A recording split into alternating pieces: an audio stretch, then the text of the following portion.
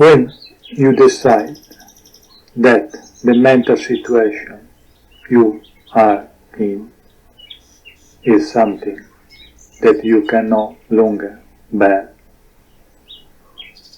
you will have various possibilities.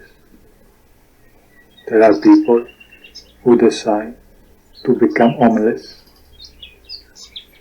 a drug addict, others who turn for help to a therapist, psychologist, psychiatrist, others who try to make a new life, new job, new wife, new home, etc.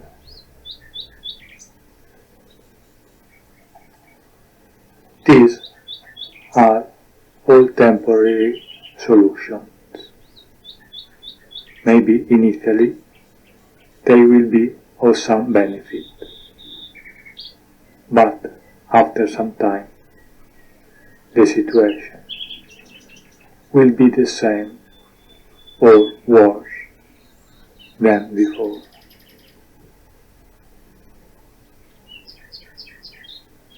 The only real solution is through meditation. Meditation is something to practice alone. You can also meditate in a group. Some meditation techniques, when practiced in a group, turn out to have greater benefits. But that does not mean you do not meditate alone. You are meditating alone, but in a group. This means that you are your only master. Discussing meditation or the advantages or disadvantages you have while meditating is not beneficial. Meditation must become your secret, with which you do not discuss with anyone. So, meditating in a group, especially in the beginning, is something that helps. But do not discuss among yourselves about meditation or spirituality.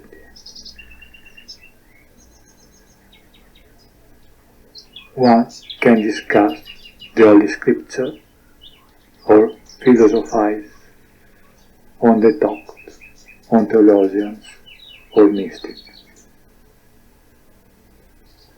But as far as for your experience you have during meditation, it must remain a secret. Just one thing for you.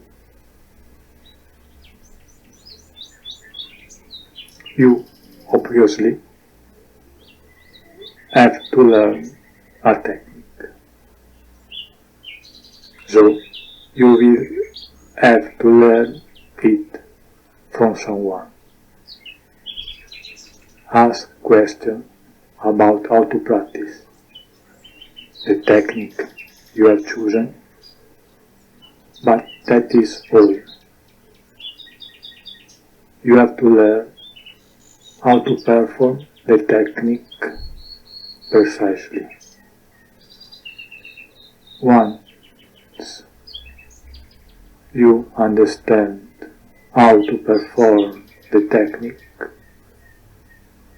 you won't need anything else. The technique must be carried out correctly and following the instruction in detail, without changing anything.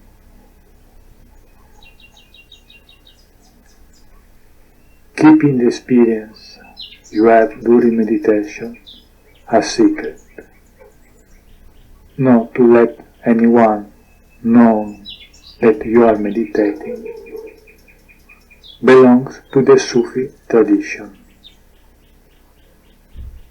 Sufis are a religion tradition born from the union between Hinduism and Muslim.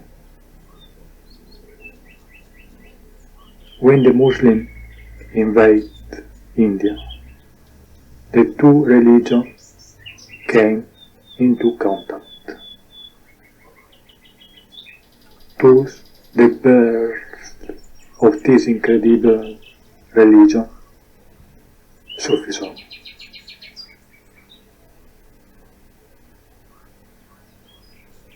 There are many reasons why you should keep it secret, the fact that you meditate, and also why you should not discuss meditation, even with the people you meditate with.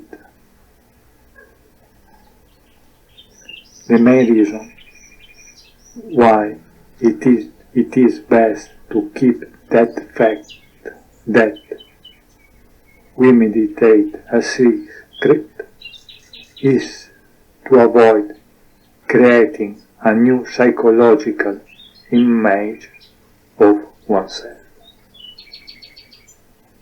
If you meditate and you will create a new psychological image of yourself, meditation will do no good to you.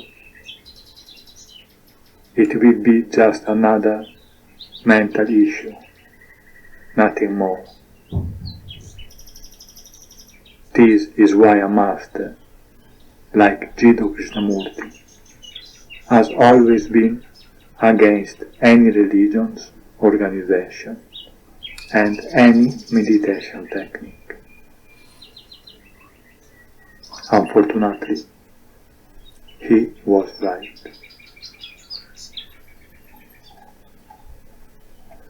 True religion is an individual phenomenon.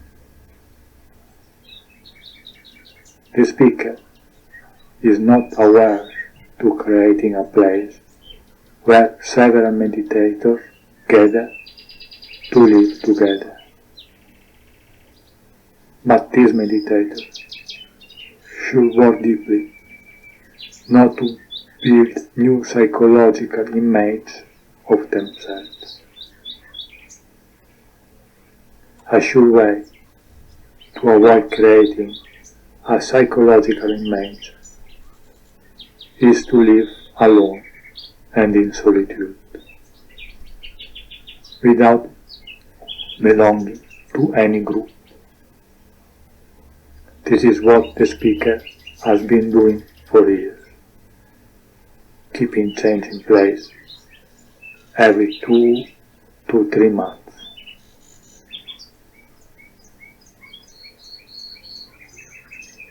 From the mid-1950s, Jiddu Krishnamurti and Bhagwan were two of the best-known spiritual masters. Krishnamurti did not teach any meditation techniques and did not want to create any organization around him. On the contrary, Bhagwan taught many techniques and had many disciples and an amazing organization around him. What is sobering is that Jiddu Krishnamurti became enlightened with the help of an organization called Theosophical Society, which looked after him until the age that Krishnamurti attained enlightenment.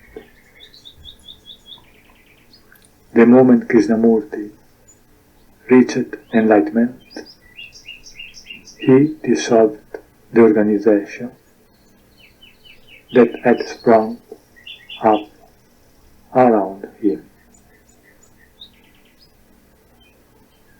Bhagwan Rajneesh was independent as a child, not sharing the beliefs of his parents. For an Indian child born in 1930, certainly not an easy thing to do.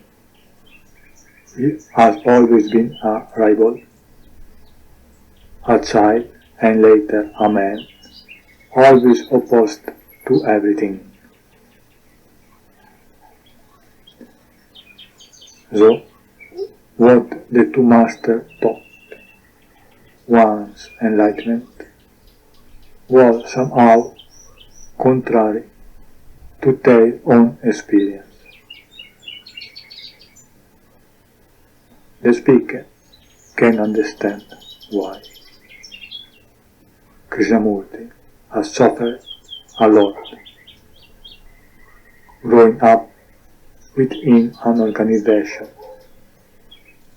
like the Theosophical Society, having to practice many meditation techniques and rituals. So, for him, the organization and meditation techniques were of no use, but they were the real problem, something that had no need to exist for a psychological transformation. Bhagwan Rajneesh has always worked on himself alone, without being part of any organization, and without following any spiritual path. This certainly must not have been easy. A path full of doubts and loneliness. Not easy to follow. His spiritual practice from an early age was something incredible, but with many problems. So, once he achieved enlightenment, he wanted to help people become enlightenment, but without going through what he had to go through.